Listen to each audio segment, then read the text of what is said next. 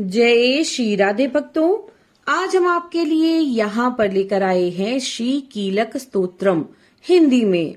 तो चलिए शुरू करते हैं। महर्षि मार्कंडेय जी बोले, निर्मल ज्ञान रूपी शरीर धारण करने वाले, देवत्रीय रूप दिव्य 3 नेत्र वाले, जो कल्याण प्राप्ति के हेतु हैं और अपने मस्तक पर अर्धचंद्र धारण करने वाले हैं, उन भगवान शंकर को नमस्कार है।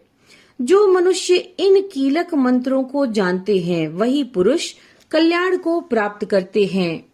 जो अन्य मंत्रों का जप करके केवल सप्तशती स्तोत्र से ही देवी की स्तुति करता है, उसको इससे ही देवी की सिद्धि हो जाती है।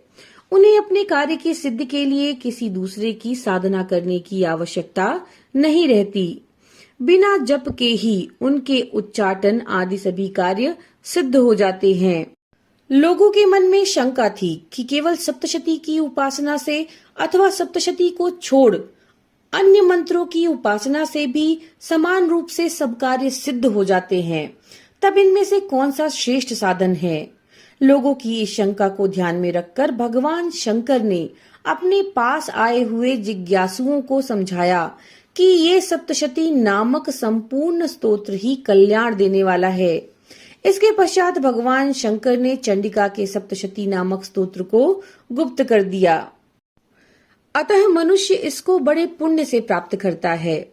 जो मनुष्य कृष्ण पक्ष की 14 अथवा अष्टमी को एकाग्र चित्त होकर देवी को अपना सर्वस्व समर्पित कर देता है, फिर उसे प्रसाद रूप में ग्रहण करता है, उस पर दुर्गा जी प्रसन्न होती हैं, अन्यथा नहीं। इस प्रकार सिद्धि के प्रतिबंधक रूप कीलक के द्वारा भगवान शंकर ने इस स्तोत्र को कीलित कर रखा है।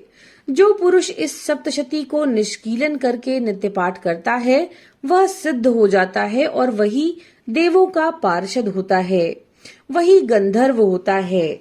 सर्वत्र विचरते रहने पर भी उस मनुष्य को इस संसार में कहीं कोई डर नहीं होता। वह आप मृत्यु के वश में नहीं पड़ता और मरकर मोक्ष की प्राप्ति हो जाती है।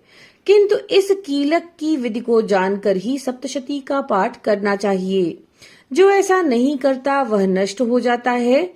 कीलन और निष्कीलन संबंधी जानकारी के पश्चात ही यह स्तोत्र निर्दोष होता है और विद्वान पुरुष इस निर्दोष स्तोत्र का ही पाठ आरंभ करते हैं।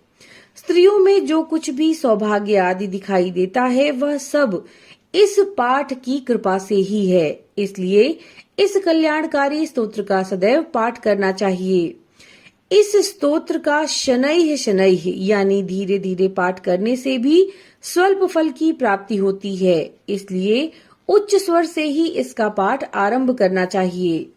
जिस देवी के प्रसाद से ऐश्वर्य, सौभाग्य, आरोग्य, संपत्ति, शत्रुनाश और परम मोक्ष की प्राप्ति होती है, उस देवी की स्तुति मनुष्य को अवश्य करनी चाहिए।